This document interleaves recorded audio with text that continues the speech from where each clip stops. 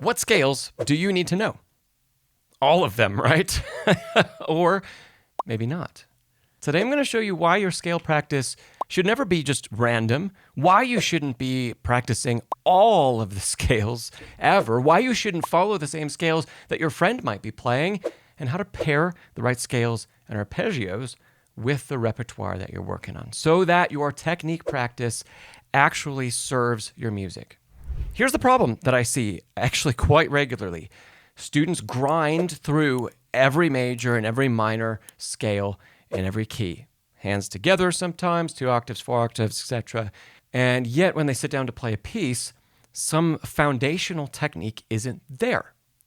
Why? Because technical practice and repertoire aren't connected.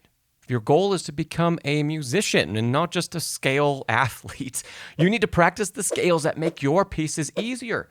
That means analyzing what key your piece is in, what modulations happen, and what arpeggios and chord shapes show up repeatedly. So, the rule is simple. Match your technical work to your repertoire.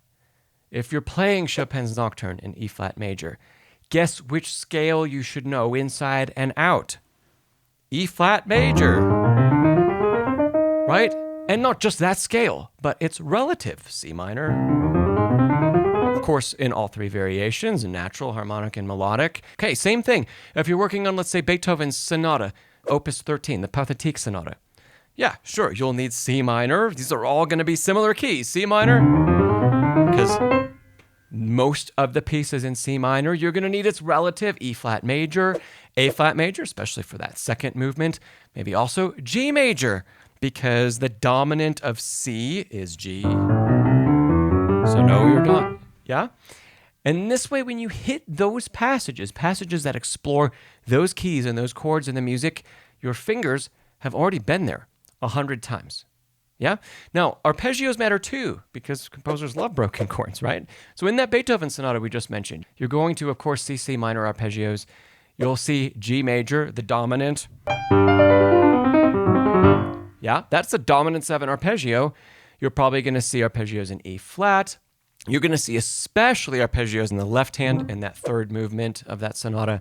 If you practice those specific arpeggios every day, and before you play and practice that piece of music, your changes in hand position and your exploration of the runs and those technical passages, they're not going to surprise you in context.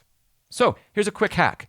Look at a page of a piece that you're working on and circle every place you see an arpeggio, every place you see an Alberti bass, every place you see a scale-like passage. Identify the key or the harmony for each of those patterns. And then that information turns into exactly your technical exercises for the week. You're not just playing scales and arpeggios, you're building muscle memory for exactly what the composer wrote in a piece that you're working on. So here's your assignment. Take your current repertoire, right? Pick a piece, write down its main key, write down any key changes, and then write down the most common chords and arpeggios you see. And do this just 1 page at a time. Then build your scale and arpeggio practice from that list. This is how you make your technique practice integrated, not separate.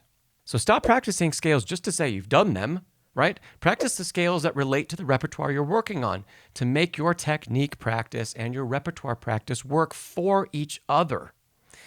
If you found this video helpful, hit that like button, subscribe for more Pianist Academy tips, and check out Next Level Pianist Academy in the description down below to learn faster, to learn better, and deepen your understanding of music to a level that you never knew was possible.